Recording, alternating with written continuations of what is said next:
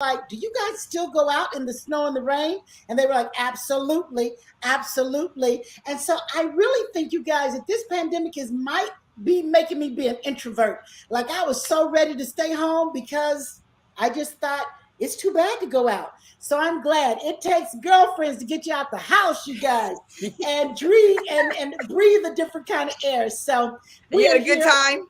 I did have a great time. I did. We went to a wonderful Italian restaurant, a winery out here in Geneva on the lake, and it was fun. It was a lot of fun. One of the girlfriends has a brand new baby. It's always good when you have a baby in the midst. So I got my baby feel on. So it was awesome. Well, my friends, welcome to We Got Issues, 19 a.m. the Superstation. Call us. We are talking all things Olympics. And we have my husband, my man, three-time Olympian Kenny Monday to help us break it all down today. So call us 313-778-7600. Are you watching? Does it feel a little different? What's your favorite winter sport? Who's your favorite athlete? Talk to us. Tell us all about it. It's a lot of controversy, a lot of drama with this Olympics. So prayers for those athletes who are just doing what they do in spite of, despite it all. Well, we're here. Gloria Mayfield Banks is back in the house. How are you, Glo? Oh, I'm excited to be home. I was excited to go away, and I'm excited to be back. And I love this topic. I love Olympics. I love to know the insights. And now that we got somebody that can give us the real tea, he's been there several times. I cannot wait to go into that conversation.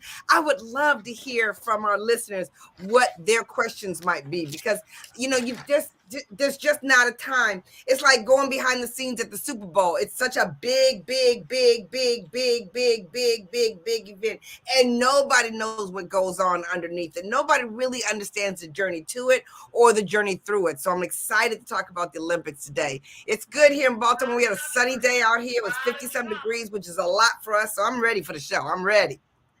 Excellent. Katrina out on the West Coast. What's going on, Katarina? Oh my goodness. I am doing great. I mean, I'm doing really great. I just got through having a conversation with a powerful woman who was a victim of human trafficking. And when I tell you, wow, my jaw was just so dropped as to what she has gone through and how God has delivered her. It was just like, wow. So I'm like really, after, like you were talking about hanging out with girlfriends and just hearing her tell this story, it just gave me so much hope. There are so many people out there that have been through a lot and have come out on the other side victoriously. So that's what was going on today. It's a beautiful day over here, and I love getting the scoop, the inside scoop. I love watching the Olympics, and I'm so grateful to have friends that that are Olympians. And so, Sabrina, I can't wait, because Kenny gonna give us the real deal. He gonna give us the real deal. So this is exciting. And of course, we were missing Gloria. We were really missing Gloria, because it was like, okay, how long was it gonna be the Sabrina and Katrina show? So, and we're thinking of Chrisette. Chrisette sent a text talking about FOMO. I was like, no, you were on the beach, okay? FOMO is us thinking about you on that beach, okay? So let's be clear. Let's be clear. So let's jump into it. I see your brother is in the background, okay? Family time. Greg, my first time caller, long time listener. Okay, Greg, we'll call him, be a second time caller. Yes. He was on the show the other day. Family matters, baby. Family matters. It's pretty cool when you could have a radio show and every day have a relative on the show, and it'd be interesting to the people. So yep. I can't call all my relatives, okay? I can't call all my relatives. I tried to call my sister to call in today. She can't call in today because she's got another speaking appointment, but we were going to have the all Olympic family members up in this camp. Exactly. Well, no further ado, you guys, let's bring my man, three-time Olympian Kenny Monday in on the scene. Hi, Kenny. Hey, everybody. I like the shirt. We are Team USA. That's awesome. Yes, we are Team USA. That's where it starts, man. That's where it starts. I'm glad to be on the show. Glad to see your beautiful faces today. Yes. How's his audio, Katrina? Should he do anything better for his audio? Is it okay? Can you hear Sabrina, me? he sounds great. He sounds great. We can see him. We can hear him. Facebook, radio, everybody's got him. Okay, loud and clear, Sabrina, loud and clear. That's good. Oh my That's goodness, good. he gets an A+. He gets an A+ because, of course, I'm texting him in the bed last night. He's downstairs watching TV. I'm like, dear, be in place at 5:45. Do not be late. And then he gets to the house and I'm not here. He's like, where are you? You're late. So-and-so. I'm on time. Ready. You are on time, ready to Stay go. ready. To our listeners, to our viewers, first timers, we do have some new members of the tribe. Please meet the Kenny Monday. Oh my goodness, his accolades are long. What you need to know is he's a 3-time Olympian, Olympic gold medalist, first African American to win the gold medal in the sport of wrestling. He has a gold medal in Barcelona, Spain. He has a silver medal in. That's not right. That's not right. Okay, Seoul, Korea, 88, Seoul, Korea. He has a gold medal in Seoul, Korea. He has 1988, a gold medal in Seoul, Korea. In 1992, in Barcelona, Spain, he brought home the silver. And then he went to his 3rd Olympics, came out of retirement, you guys, to represent his country. So, if you really want all the scoop, Google Kenny Monday. Just Google him, okay? And you will get all the scoop. You will get all the scoop. Well, Kenny, I mean, I always tell you how very proud I am of you representing the country as the first African-American to win the gold medal in the sport of wrestling, the country's oldest sport, wrestling. And here you are. We're going behind the scenes. We have the Winter Olympic Games going on right now. Lots of controversy. Besides, doping, we understand one of the darlings of the sport, young 15-year-old gymnast, tested positive for some type of drug, and she did very well, but they did not have the gold. They didn't award the medal. They did not award the medal. I don't know if they will award the medal. So we will get into that. There's some good things. We're up to 4 gold medals. Right now, the USA is in 5th place. Austria is in 1st place. We still have a lot of time to catch up, but we've got a lot of work to do. Austria, yes. And so there's a lot going on. Well, go ahead, Gloria. What were you going to say? No, I was just saying, when you talked about the medal count, it's amazing how prideful you get about your country. In every level, who's going to compete, what they're going to compete in, how many medals we have. I'm like, you said Austria. I'm like, Austria, you say it out of place, you like say it from your chest. Austria, how are they going to beat the US, and we're not even through it, but it does create so much pride, so much country pride. So much country pride. So, Kenny, we're going to talk about the pride, the podium, the passion, the parents, all the plaudits that go on for those Olympians. For those Olympians to be over there with no family, so far away from home, can you imagine those young athletes, 14, 15 years, so far away and no family in the stands? That takes on a whole different mindset. I know, Gloria, you got your hand up. We got a caller already. You got your hand up? Okay, I was just gonna say, not only long way away, but in a country like China. Right. That's a whole nother dynamics. Whole nother. We got so much to delve into right now. So much, so many questions, so much to talk about. Let's go to the phone lines. My goodness, we haven't heard from Marathon in a minute, and Marathon is on the line. A blast from the past. Marathon, hello. How y'all doing? We're great. Marathon. How in the world are you? Listening to the show. It's interesting. I'm not really all that interested in the Winter Olympics. I think I get off more on the summer.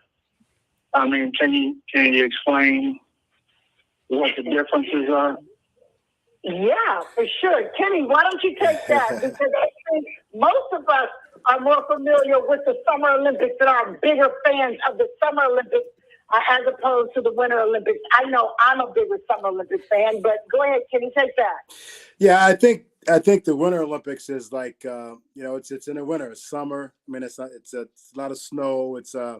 it's a lot of the sports that you really don't see quite often. Like, in the Summer Olympics, you got track and field, you got basketball, you got wrestling, you've got volleyball. So a lot of the sports that most Americans do, that's in the Summer Olympic Games, right? And so you just don't see a lot of the winter sports that Americans do. Yeah, I mean, we do the sports, but like especially most of the African Americans don't see.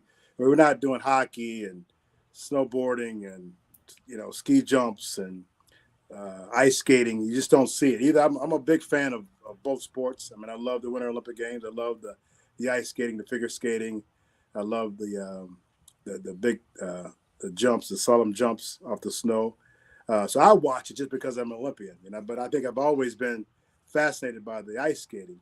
But I think a lot of it is just because of the sports that are more popular to Americans is in some Olympic Games. Marathon? Yes. I mean, what's your favorite sport? What's your favorite sport? You guys, I'm glad to see you guys are doing okay. We're doing good, Marathon. We're glad to hear you're okay. We're glad to have you back. Thank you for calling in. You always add value. We have certainly missed you. And my brother typed in the chat, keep it real. He said, not a lot of black athletes in the Summer Olympics. In the Winter Olympics. Let's keep it real. That's right. More black people compete in the summer. And so human interest, the stories, the families, the people we follow don't really. African countries, they do some sledding, that kind of thing. But I just read recently that many of those athletes tested positive for COVID and they were scheduled to compete and are not able to compete. So yes. So we're dealing with politics in China. We're dealing with the pandemic in China. We're dealing with a lot.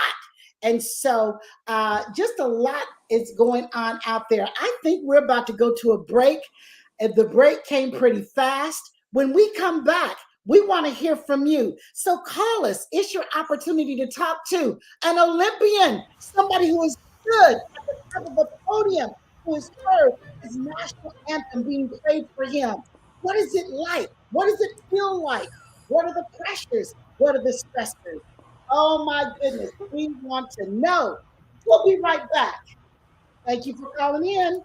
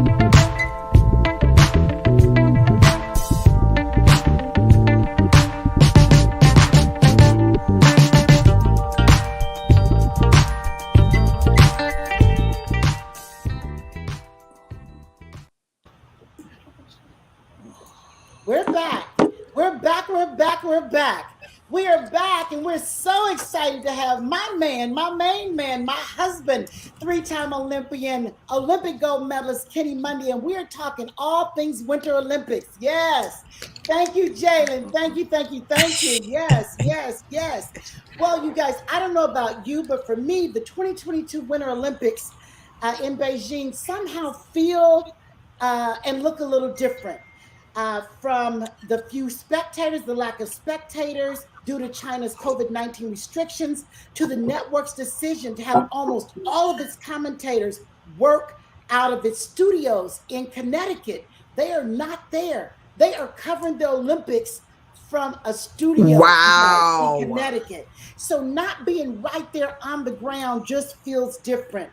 To the tenuous relationship between the US and the host country, it's fraught with challenges. I mean, drama, challenges. While the events certainly give us the feel good when we see those athletes competing, we're screaming for them, we want them to win.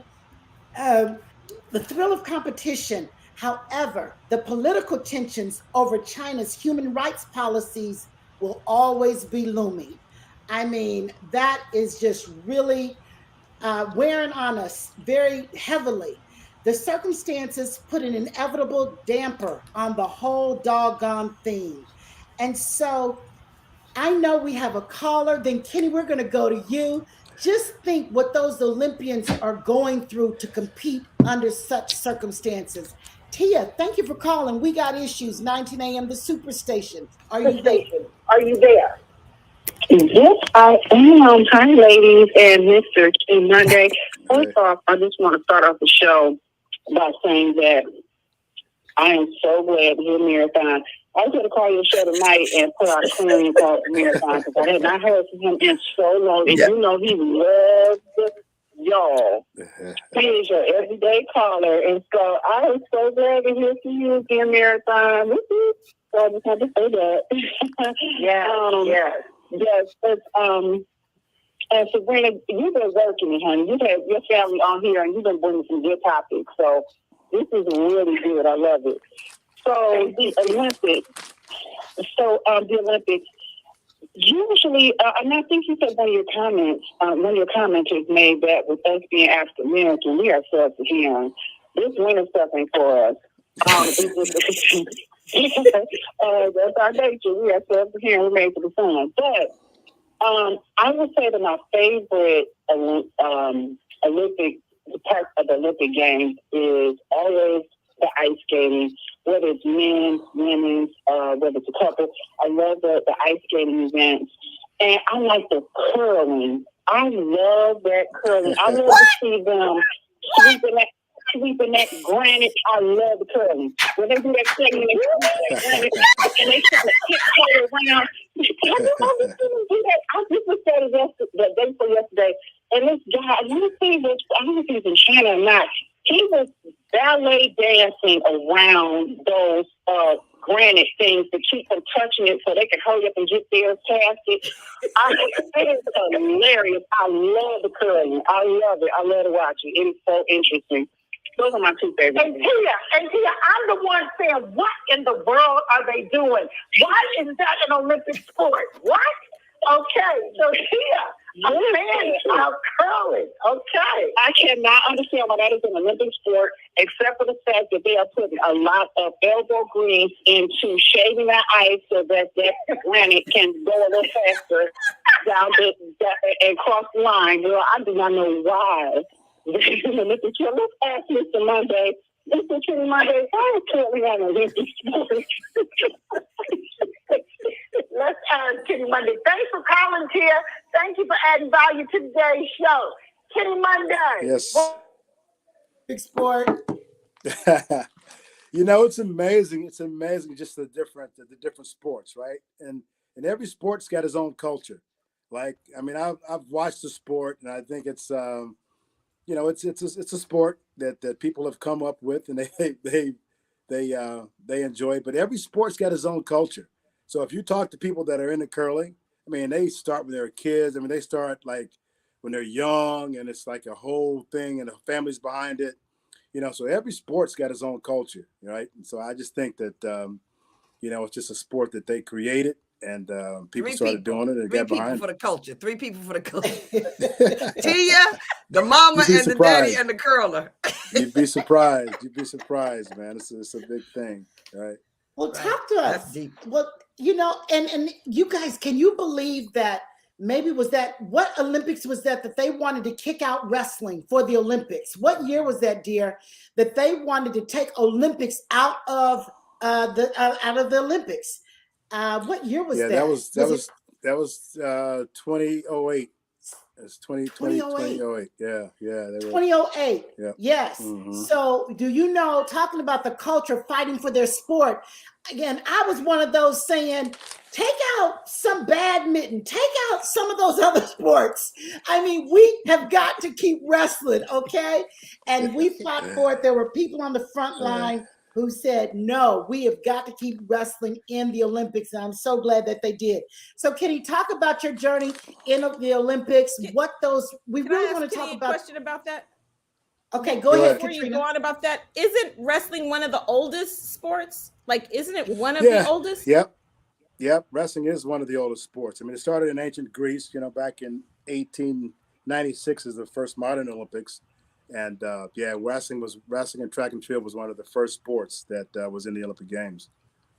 Yeah. Yeah. Wow. So like real sport, not one that made up later down the line, right? Trying to take it out. Right. I'm just Hercules. saying. Hercules was in the games.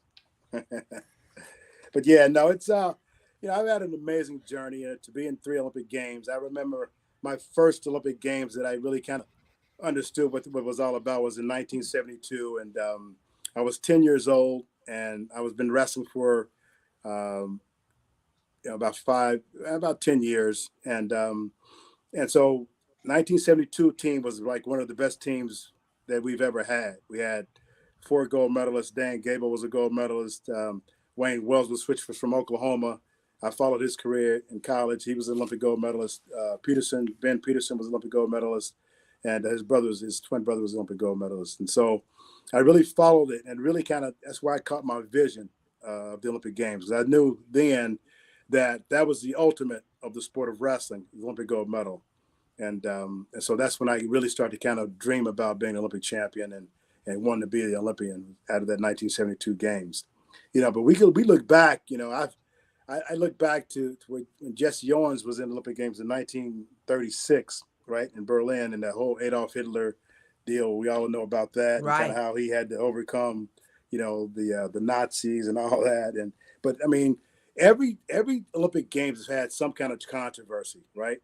And there's 2 things that could really destroy the Olympics, that really put a hamper on the Olympic Games, and that's politics, and PEDs, performing enhancing drugs. Right. Those are 2 things that would really kill the Olympic Games, right, and really put a hamper on it. And then looked out through history. I mean, pretty much every Games have had some kind of controversy. I mean, 1932 was Adolf Hitler, and they kind of brought us.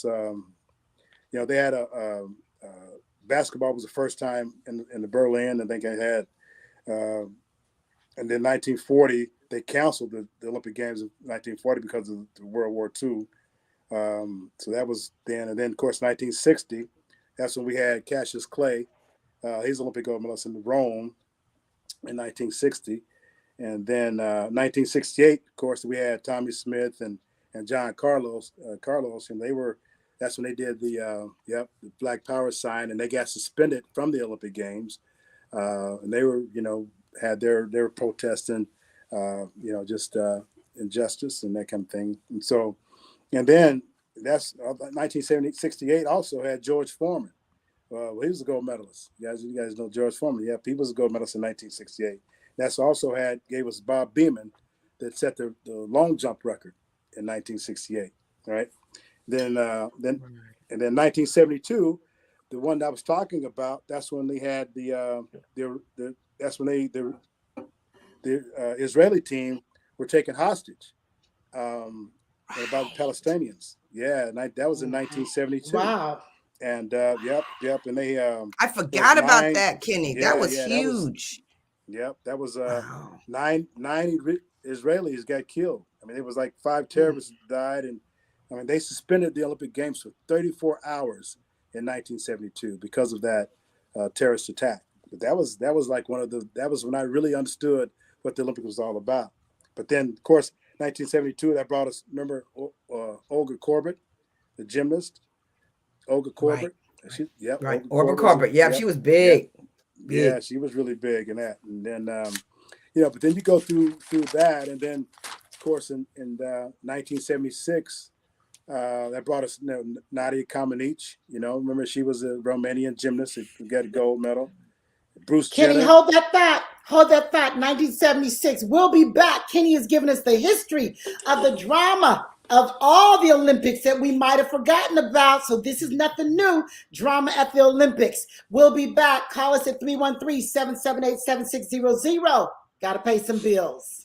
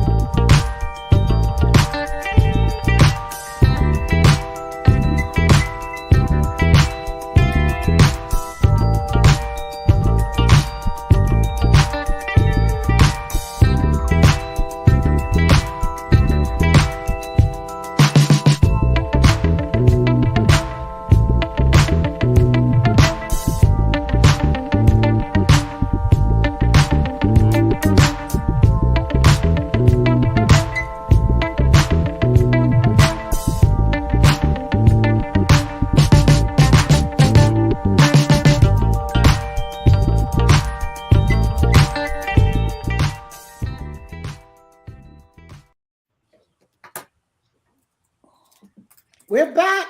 We're back. We're back. We're back. We are back. Thank you. Thank you. Thank you for joining the Force of Friendship. Sabrina, Katrina, Gloria, and Chrisette.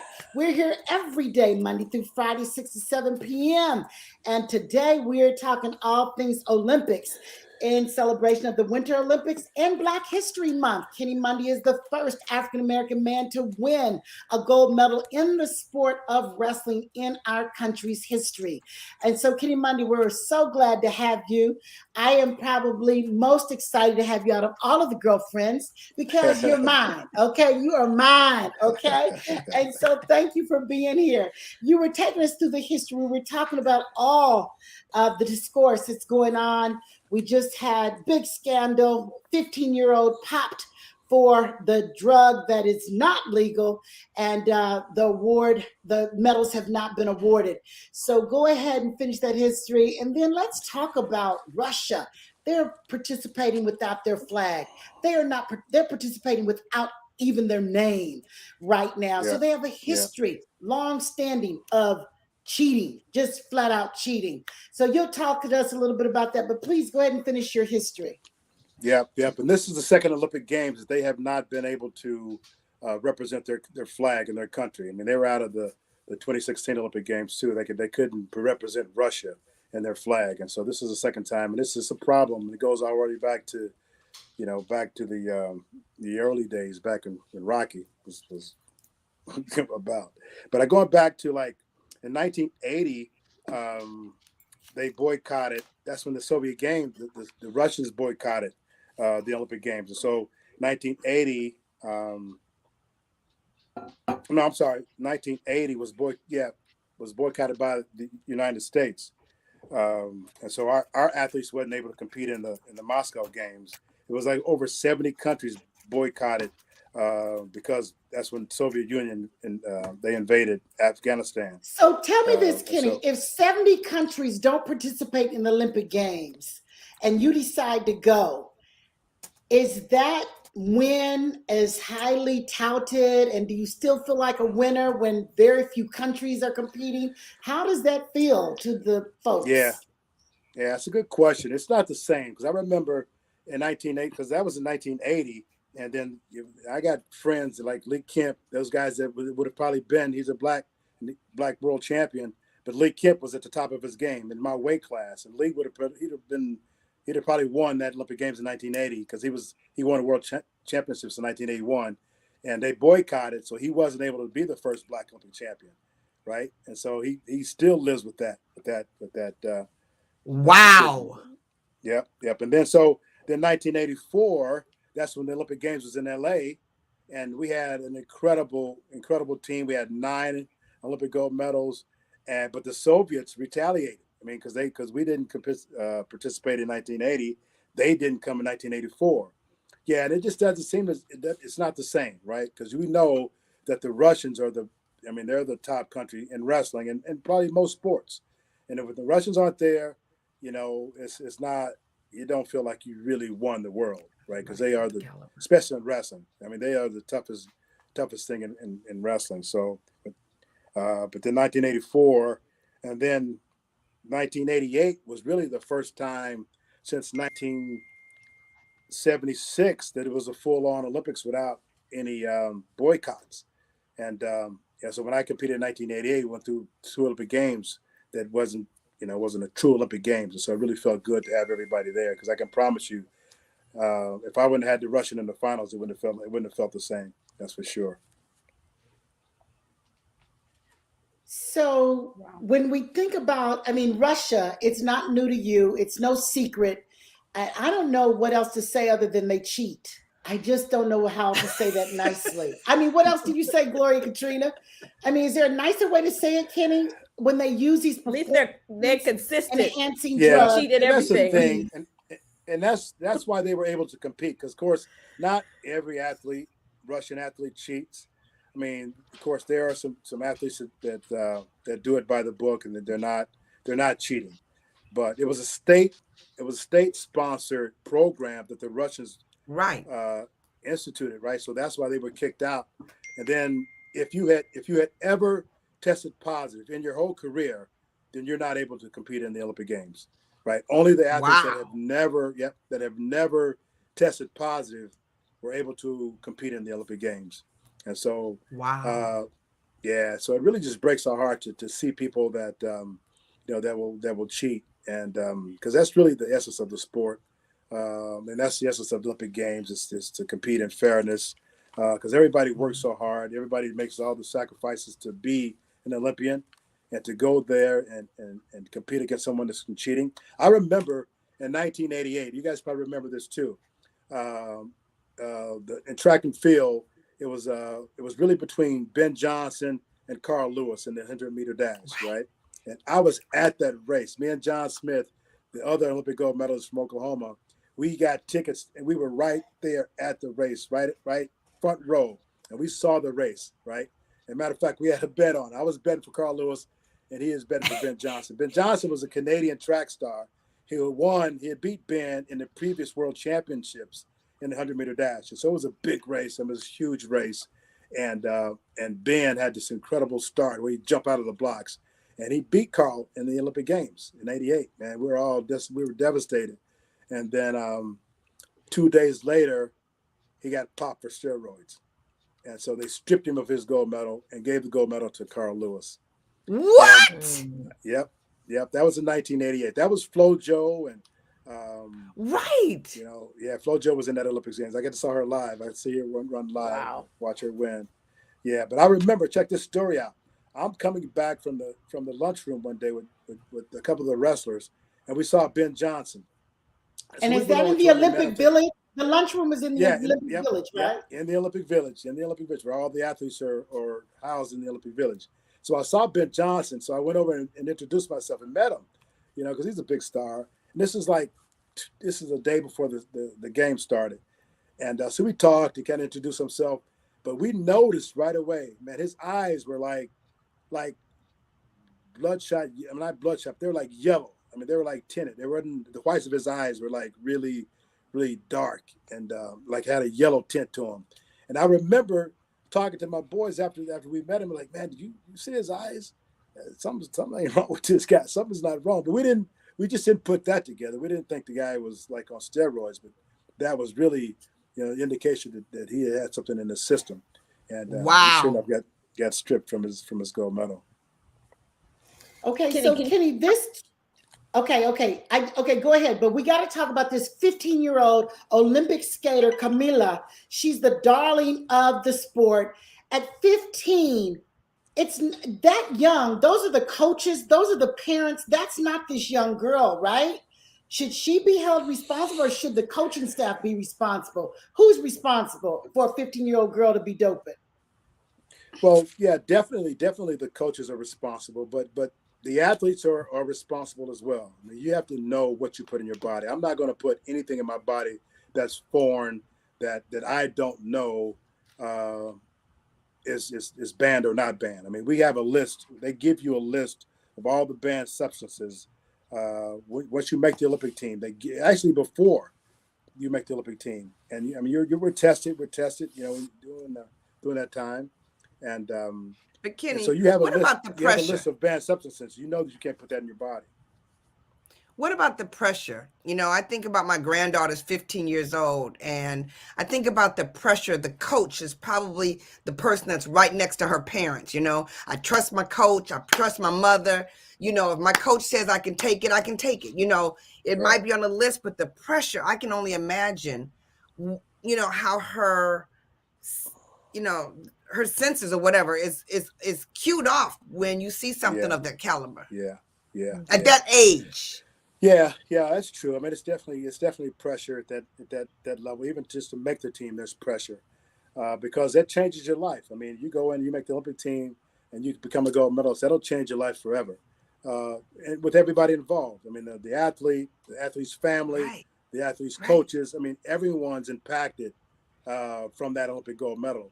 And so there's a lot riding on it, but at the same time, you gotta be responsible for what you put in your body. And someone at that age, they're just listening to their coaches, and they may not, and they might give them a little break. But once you put that in your system, because people are talking about, well, does she still get to compete? Will she get stripped? And of course she will, because she broke the rule, right? So no matter how it got in the system, it's in her system, and she tested positive, so she won't be able to compete anymore. But yeah, and then she'll probably be banned for the next two years, maybe 4 years. Depends on what they come up with. So no, it's unfortunate. Is she from Russia? Yes. Yeah. She's Russian. Yes. And the thing is, how does it go undetected? They are so good. The Russians are so good at their sports. Wrestlers are just. I had never wrestled anybody in my life like I wrestled the Russians. They are just. Just the first time I wrestled a Russian, I was like, and I lost, and this was back in 1984, 85. I was like, what in the world was that? And I had never wrestled anybody as strong and as tough as the Russians. I was like, oh my goodness, what was that?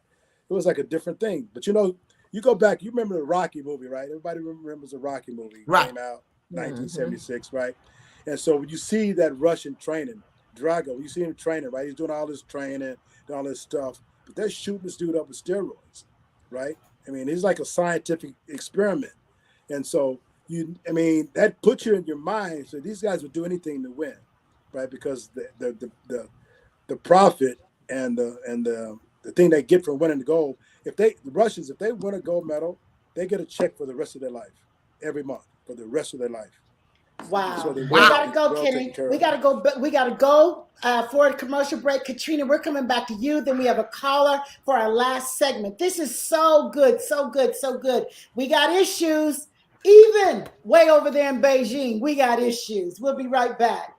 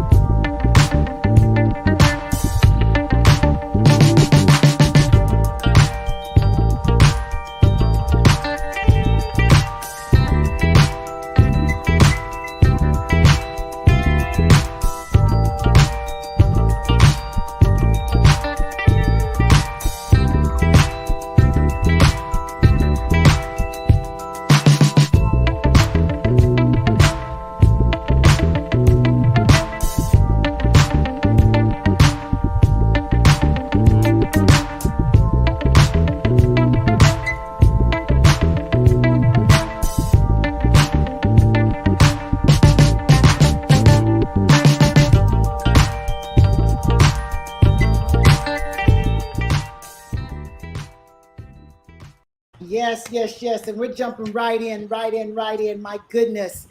Oh my goodness. The China's human rights violations raise unprecedented conflict for Olympians. The question has been, should the Olympians use their platform to protest China's political situation going on? And I know there are mixed emotions there. We're going to ask Kenny about that. We had a private conversation, but let's go to the phone lines. We got a caller. Caller, are you there? Yeah. Yes, go ahead. Yeah. I want to know, sometimes you look at the Olympics and, you have to have a certain mental toughness. So Do they train for that in terms of, first of all, they act like they have to be real limber and flexible, and then what do they do for mental toughness? Or do they do both of them? Do they do counting with the mental side as well as the physical side? Yes. Very good question. Yes. Thank you, caller. Thank you. Yeah, absolutely. I mean, I think every delegation is kind of part of the whole program. And they got mental coaches, they got performance coaches that, you know, you sit and you'll talk to those professionals and they kind of help you. I mean, some athletes, and it's available, some athletes just kind of, after years of training and years of training, I mean, they just kind of build that mental toughness. For me, you know, I really didn't have a mental coach. I just, you know, I just stayed positive the whole time and just kind of worked hard. But I think a lot of people get the misconception about steroids and why athletes do steroids, the ones that do it. And it's not for the actual competition.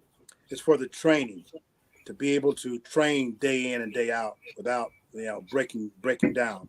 Because it's so incredibly hard to push your body and your mind to those limits to where you can be the best in the world, right? And I remember, I mean, a lot of days training, I would be so exhausted after training that day. I'd come home and I'd be too tired to eat. I'd be so exhausted. I mean, it'd be hard to even eat and put anything in my body. I would have to wait like 2 hours to even put anything in my body. And then I'd have to get up the next day and go train just as hard, right? And so that's where the breakthroughs come. That's where you really learn to get better, pushing yourself through those tough training sessions, because it's hard to get up day in, day out to keep training. And so what steroids do, it allows those people to recover and be able to go back and train just as hard as they trained the day before, which is, you know, it's really tough. You have to build your body up for that. But that's physical. And Kenny, would you say that mental coaches are more popular and accepted now than when you trained? Because even in the college programs, they have psychotherapists, they have therapists in the room when they didn't back in the day. And so how important is that, do you believe, for that mental toughness in this state? No, I think it's really important. I think it's just a new education. You know, again, growing up, we didn't really use too much of it, right? It just wasn't really a thing. But now it's more of a thing. I think mental illness is a real thing, and people are really paying more attention to it. We saw, of it. You know, we saw some signs of it last summer. You know, with bios and those things. And so, no, it's a real thing, and I think it helps. It helps. I think athletes are dealing with a lot more distractions than we did when I came through. COVID has really put a strain on a whole lot of people. So it's a different time. And I think it's really anything you can do that's going to help you focus and concentrate on your sport, because it's very difficult to win. Very difficult to win. The training is hard, but to me, it's harder to win at that level than it is to train. Wow. But everything helps.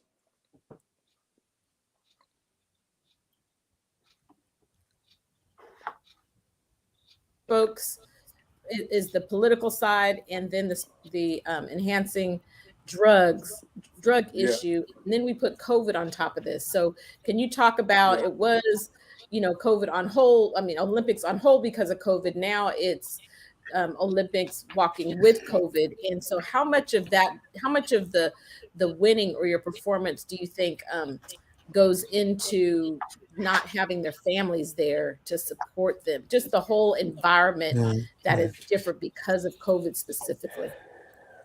Yeah, that's a great question, Katrina. It's really, really tough, because I can't imagine not having my family there, even if it's just one family member there. Because they are in the stands and you hear them cheering for you. This last Olympic Games was delayed. I had an athlete that I trained that made the Olympic team, and his parents couldn't come watch him wrestle. Right? They couldn't watch him compete.